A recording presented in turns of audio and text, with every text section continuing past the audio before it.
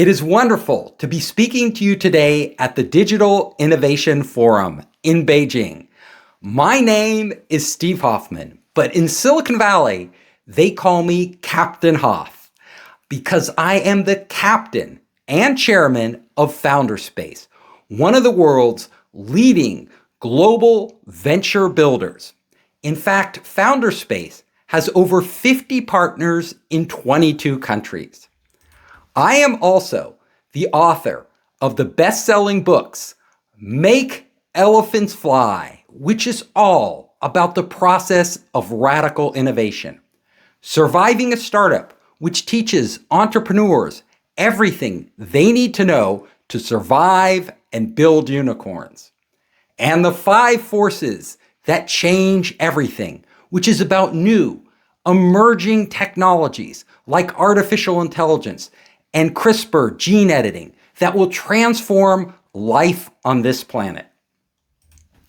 FounderSpace has been recognized by some of the biggest names in the industry as a leading incubator and accelerator. And now we are pioneering a new model, which I am going to explain to you today, called venture building. FounderSpace has put together smart people all around the globe. In fact, just in Silicon Valley, we have over 300 mentors and advisors from top-tier venture firms, from Google, Facebook, and other places that advise startups on where to go and how to execute on their business plans. Our model is like a funnel. We work with governments, universities, other startup accelerators, incubators, corporations, and technology centers all around the globe. And we bring them onto our platform where they can connect with entrepreneurs and technology. Underneath that, we have our Venture Studio platform, which I will explain to you. And our Venture Studio platform is based on a technology layer. We look at core technologies that are transformational, like artificial intelligence. And on top of them, we bring the people, the knowledge, and the relationships to grow new businesses and change industries. Our venture building model is different from a standard startup incubator or accelerator. What we're doing is we're not only helping entrepreneurs with existing companies who have already started their businesses, but we are actually working with entrepreneurs at a very early stage to transform their ideas and their thinking so they can launch new businesses from the ground up, businesses they wouldn't have launched otherwise. But with our guidance, our input, and our relationships, we can help them build the businesses of the future. And today, I want to talk to all of you about building a startup, and most importantly, what you need to know to survive. We all know the economy is tough right now. It's been harder than ever to launch a company. What do you need to do to actually break through with your ideas, get funding, and grow a business that has a long life ahead of it? The first thing I tell every entrepreneur is don't fear death. Like if you are afraid that your startup will fail, then I can almost guarantee you will never be a unicorn. Because to become a unicorn, you have to take huge risks. If you do not take risks, if you do not push the boundaries, you will never break through. So entrepreneurs in tough economic times tend to pull back. They're afraid of spending too much money. They're afraid of taking risks. They're afraid of trying something out that isn't proven. If you do that, you are ensuring that you will remain a small startup. Maybe you'll grow slowly, but you will never have the rapid hyper growth that you need to break through and really change an industry. The most important thing I tell entrepreneurs to focus on at the beginning is your team. Don't waste time raising money. Don't waste time building a product. Don't waste time figuring out a marketing plan. What you need to spend 85% of your time on at the very beginning is your team members. Who are you going to work with?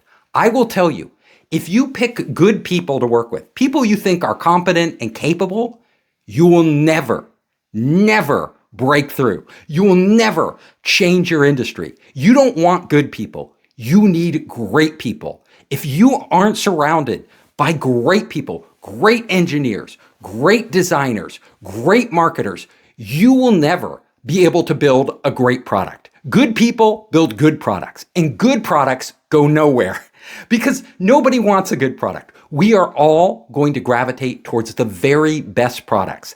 And the way to get there is to start with a great team. That means it may be slower. You may have to spend more time looking for just the right people you should partner with.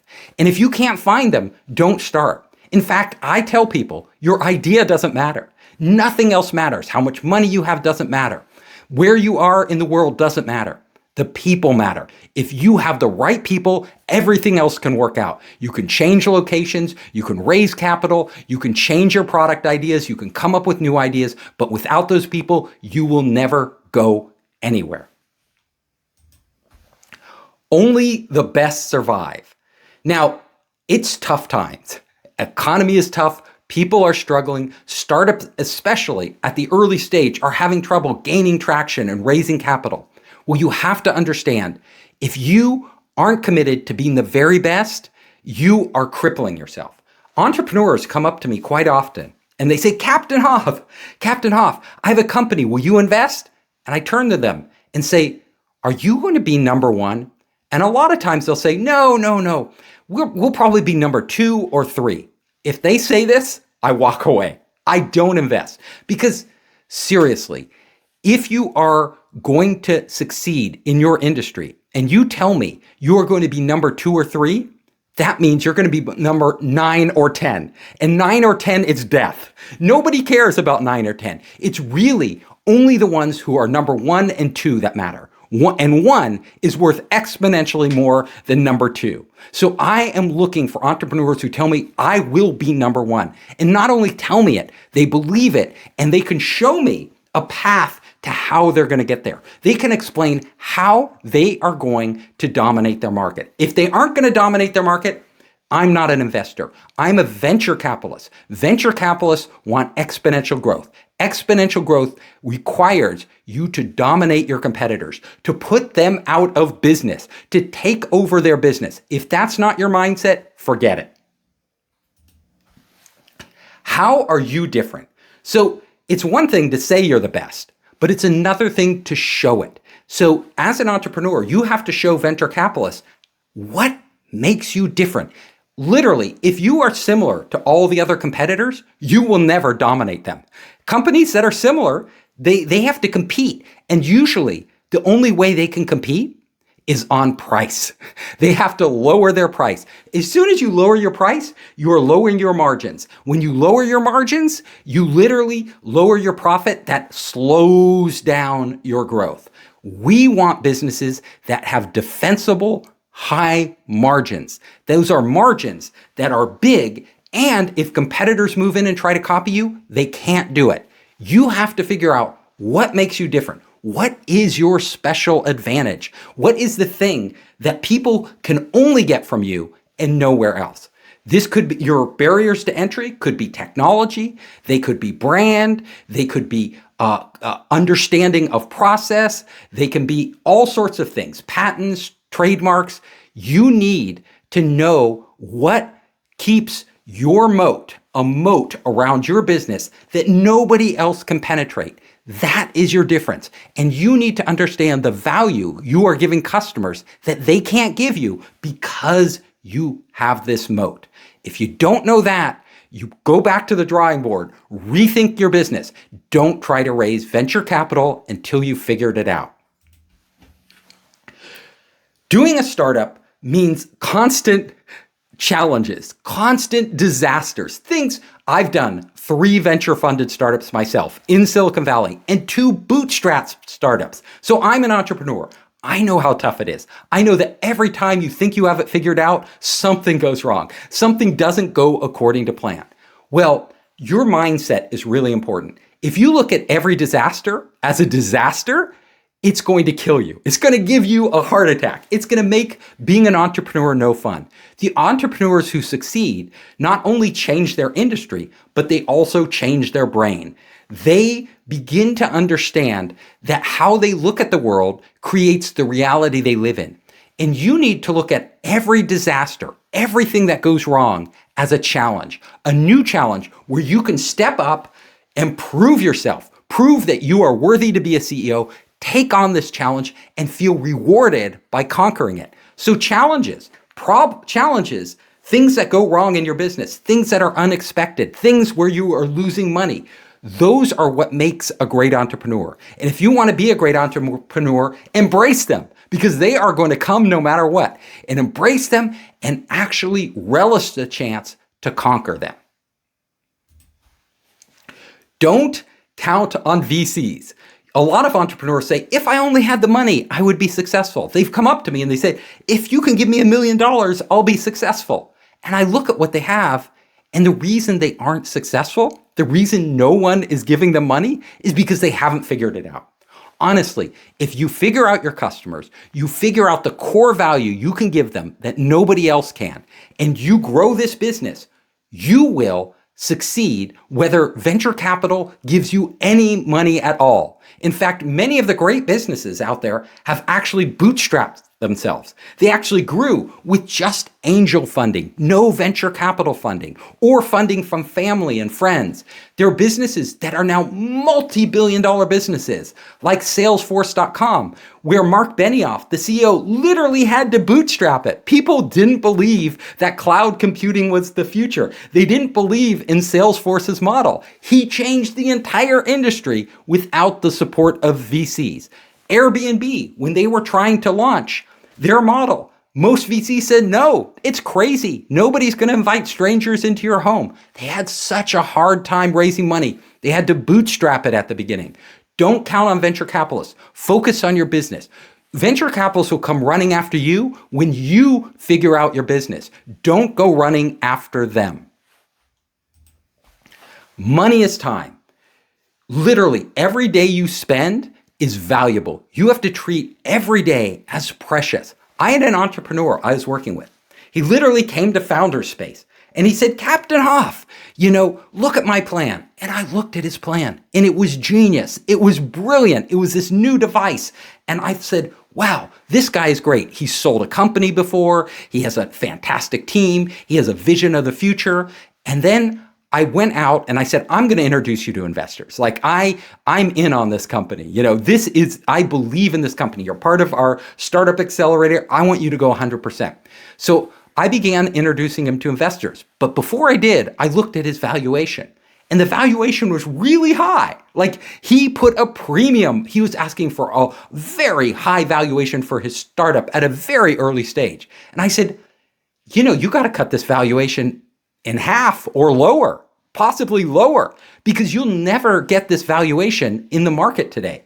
And he's like, no, I don't believe you. Like, we're worth it. We are worth it. And I said, well, I'll introduce you to some investors and you listen to what they say. I introduced him to several investors. They all said what I said.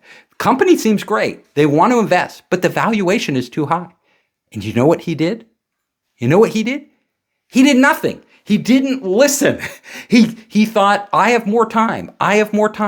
And literally, he wasted a year and a half. And a year and a half later, I stopped introducing him to investors when he wouldn't change his valuation. A year and a half later, he came back to me and he was like, I got funded. And I said, great, you got funded. What was the valuation? And he told me the valuation, and it was exactly what I told him to price it at originally. So he wasted a year and a half. Competitors entered the market. He no longer had the first starter advantage. He was behind, actually, the competitors. The market had moved on, and literally, he could have closed that same money at the same valuation much earlier, but he didn't value his time. Time is money. Valuation isn't as important as moving fast. Stick to your plan. I have lots of entrepreneurs come to me and I look at their plan and I look at what they're doing and I say, you need to change. And they're like, no, we have to stick to our plan. Why do you have to stick to your plan? Well, Investors, angels gave us money. They want us, we promised them we would do this. And I'm saying, well, this doesn't work. It's not working. It won't work for this reason, and this reason. You need to scrap the plan. You need to pivot. You need to move in a different direction. And they refuse to do it.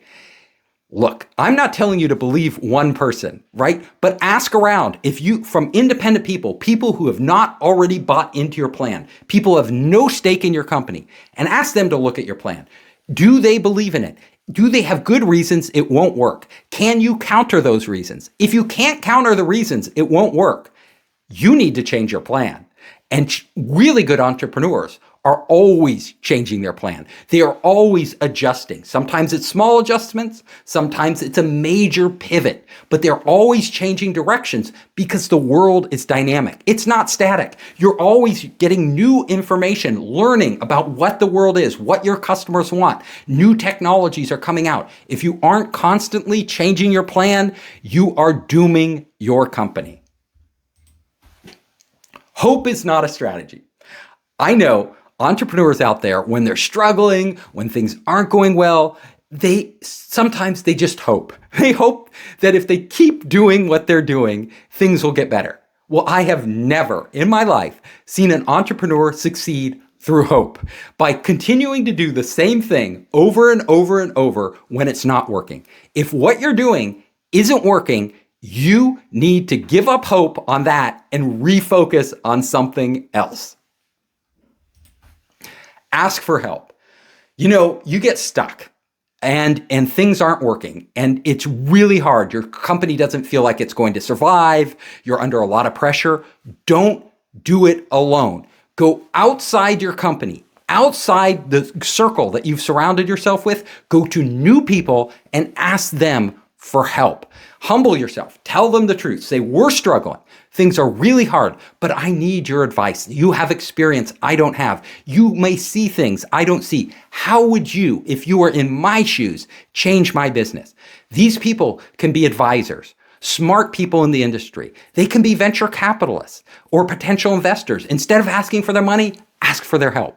You would be surprised. People who help you are much more likely to give you money. Like if they give you their ideas and they start to believe in what you could do, not what you're doing now, your chance of success is so much greater in the future. If you are stuck, the best person to ask for help in the world, the number one person you should ask for help from, your customers. Go to your customers. Ask them, hey, you're using our products. What do you like about them? And why aren't you buying more? What would we need to give you to get you excited, to get you to give us your business? What can we do that nobody else is doing? Go to your customers. They are your best source of help, and they can transform your business. Technology isn't a business. So, I work with entrepreneurs in the high-tech field. So we expect entrepreneurs who come to us to be using the latest technology. We don't expect them to have developed it. A lot of times they're taking technology other people have developed, but using it in new ways, which is really important. Entrepreneurs are not inventors. They are innovators. They take and apply technology to problems. The technology itself honestly doesn't matter. I don't care if you have a zillion patents, if you've, invented this technology, if you spent millions of dollars and years working on it, it doesn't matter. What I care about is what you're going to do with that technology for customers. I only care about the end result with customers. What do customers get out of your technology? What is the value you are creating for them that other people aren't creating? If you can show me that, then your technology has value. If you can't show me that, you have technology that is maybe brilliant technology, but is worthless in the marketplace. Think big. Every entrepreneur needs to get outside their bubble and think big. You need a big business. If you're going after venture capital, if you're going after money like mine, I want you to be thinking of changing your entire industry, not just a little piece. You need to think big. Elon Musk says he's going to Mars. He also says he was going to change the entire auto industry. He's doing both. He's literally thinking big. Great entrepreneurs think big, but thinking big is not always enough. a lot of times you need to start small. Now, this is counterintuitive. A lot of the biggest ideas sound great. Like it sounds great. You say a big idea, it sounds like, oh my God, you're going to change the world. But the beginning of that idea actually started very small. Let me give you an example. I know the founders of YouTube. I've met them, super smart guys. But when they started their startup, they were doing something that didn't work at all. They were doing a video dating site. Video dating!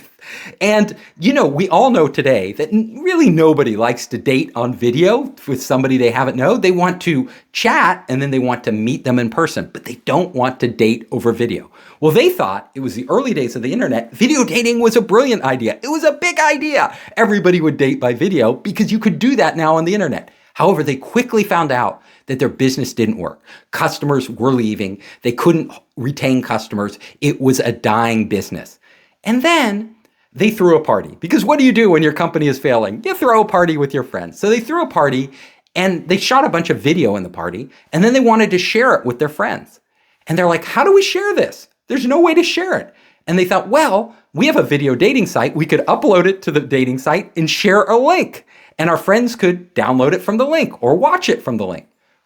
Boom! Their friends loved it.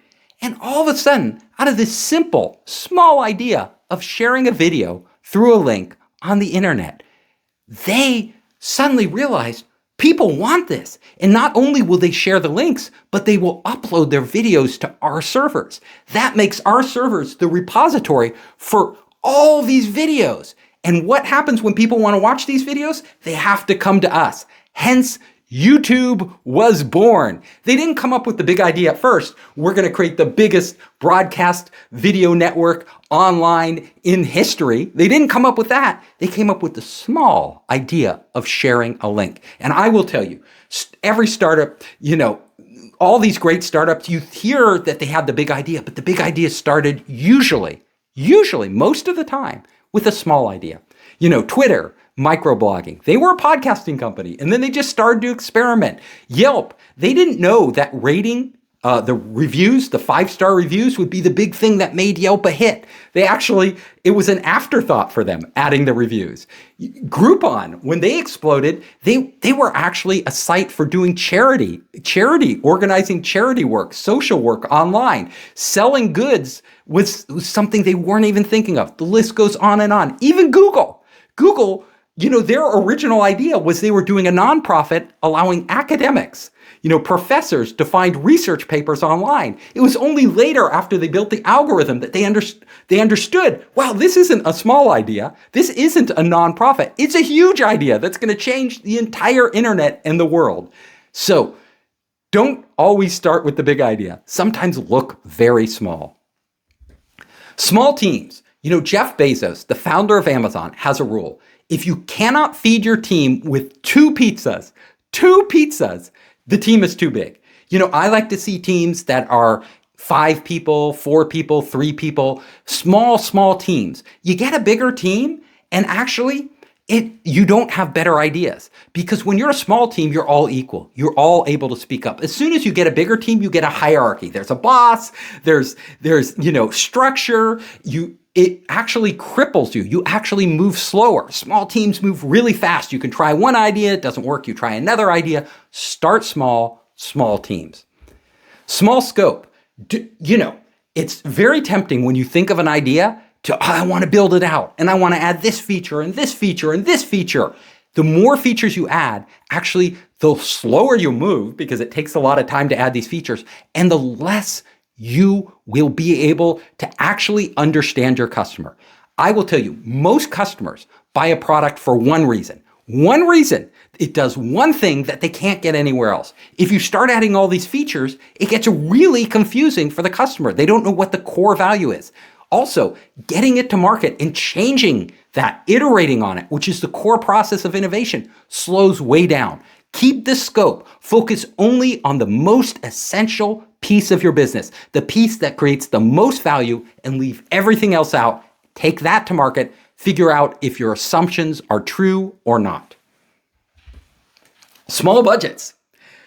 I've seen startups that have out of the gate raised $10 million, $20 million, $100 million. that usually doesn't help them, because what it does is it actually constrains them. As soon as they get a lot of money, they start ramping up development. They hire more people. They get locked in a path. And I will tell you, innovation is not about being locked in a path, especially at the beginning. You want small budgets, just enough money to barely test out your idea, get it to marketplace, understand what your customer wants.